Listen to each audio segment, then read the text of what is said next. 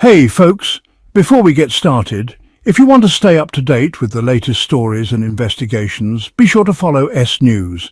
It really helps us out if you subscribe, like, and drop a comment below.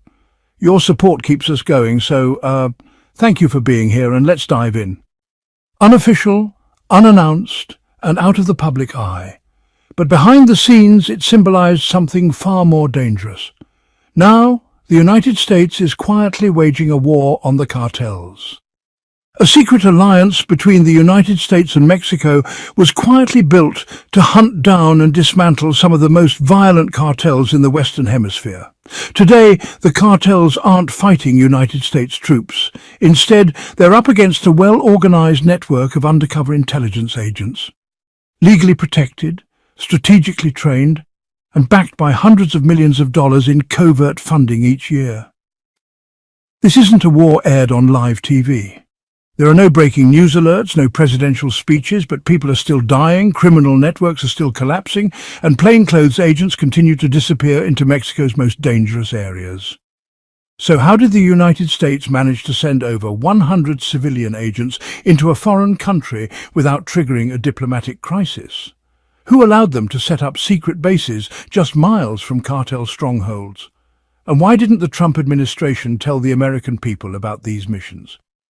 The United States secretly deployed more than 100 federal agents into Mexico. These weren't soldiers or special ops forces.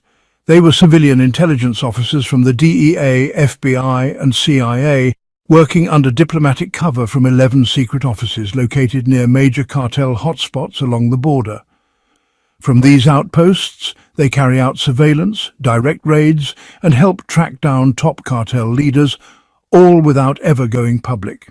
Technically, they're protected by the 1961 Vienna Convention, which allows registered foreign personnel to operate in another country under limited roles.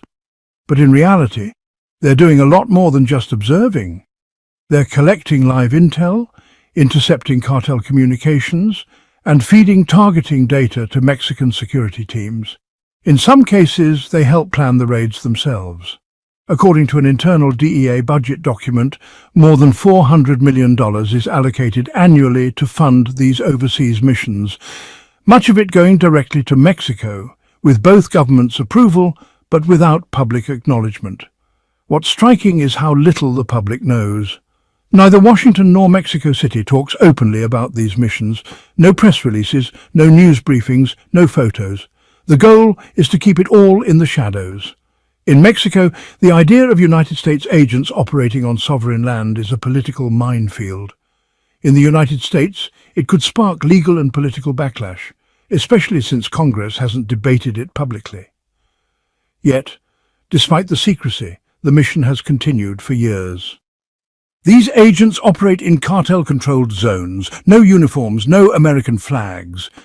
But they are a hidden force in the drug war, a modern battlefield shaped not by tanks or bombs, but by wiretaps, satellites, and streams of data. Under Trump, this effort stayed in the shadows. While he often spoke about crushing cartels and tightening the border, he never mentioned that the United States already had teams operating inside Mexico. No updates, no policy disclosures, just quiet budgets and silent escalation.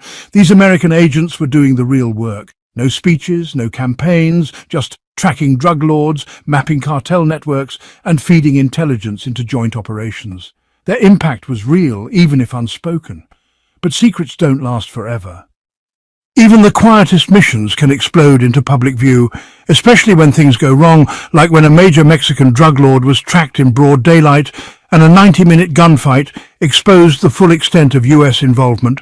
Arturo Beltrán Leyva, one of Mexico's most feared drug lords, made a fatal mistake in December 2009. After months of silence, he used his encrypted BlackBerry phone, and that was all U.S. intelligence agencies needed.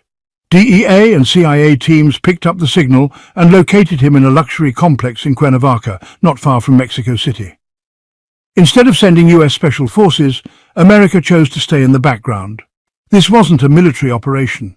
It was a joint strike led by Mexican Marines, guided by U.S. intelligence. Satellites, wiretaps, and live coordination were all provided by American handlers in real time. That's how the United States fights wars without boots on the ground. Over 200 elite Mexican Marines surrounded the apartment complex at night, with tanks, helicopters, and heavy weapons inside. The cartel gunmen were armed with grenades and rifles. When the Marines moved in, a massive shootout began, one of the longest urban gunfights in Mexico's drug war history. Grenades exploded on stairwells, rifle fire echoed through the high-rise. After 90 minutes, several cartel members were dead. One Marine, Corporal Miquisedayet Angelo Cordova, was killed, but the target was located. Beltran was cornered upstairs, wounded and refused to surrender. Reports say he tried to shoot himself. He was killed instantly.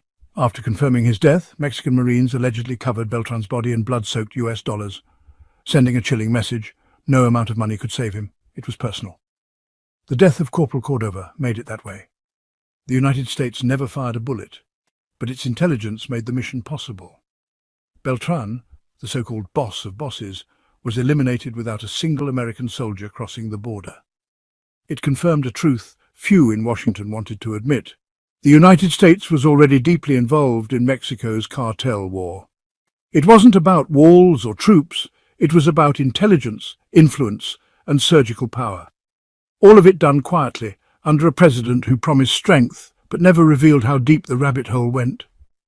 But operating in silence has consequences. These agents worked in dangerous territory without full protection. They relied on a small circle of trusted Mexican forces, and even that wasn't always safe. In August 2012, two CIA officers were on a routine drive south of Mexico City, heading to a naval base for a meeting. Their armored SUV had diplomatic plates, and the route was familiar. But 40 miles outside the city, something went horribly wrong. Unmarked vehicles boxed them in. 12 armed men in civilian clothes jumped out with AK-47s and opened fire. The agents shouted they were American diplomats, but it didn't matter. Over 150 rounds were fired in broad daylight. One CIA officer was shot in the leg. The other narrowly survived. This wasn't a random cartel hit. It was something worse. Initially, Mexican officials claimed mistaken identity, but the truth unraveled quickly. The attackers weren't cartel hitmen. They were 12 active duty officers in Mexico's federal police, all armed with unregistered weapons, all wearing civilian clothes. Not rogue cops, a coordinated hit squad.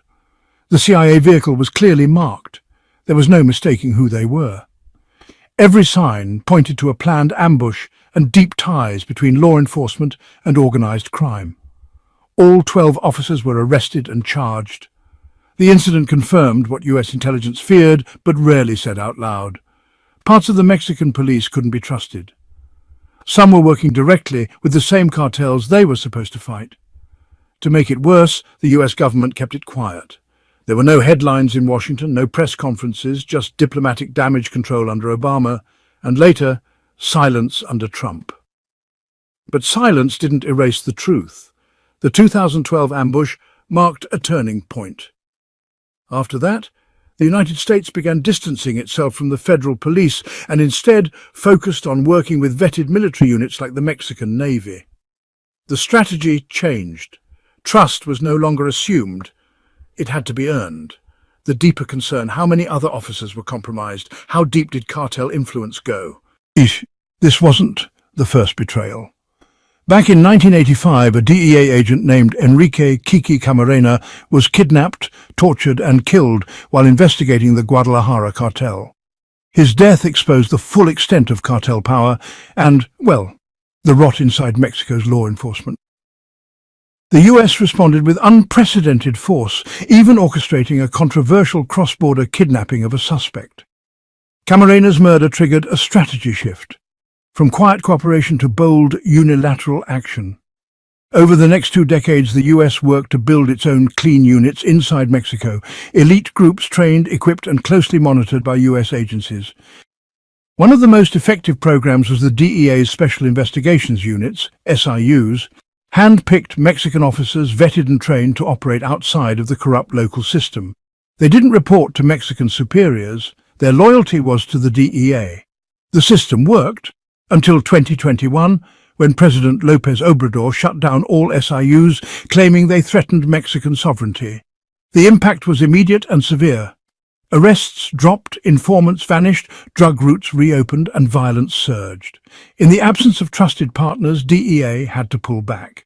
By 2023, fentanyl overdoses in the US hit historic levels, over 100,000 deaths in 1 year, mostly linked to Mexican cartels. Critics say the Biden administration stayed too quiet, hesitant to pressure Mexico or defend a program that had worked. The few SIU members caught helping gangs were outliers, not the norm. Losing the SIUs was a major blow in the drug war. Trump labeled cartels as terrorists, but lacked a long-term plan. Biden promised better diplomacy but didn't fight to keep the program. The message America could be ignored, and cartels took note.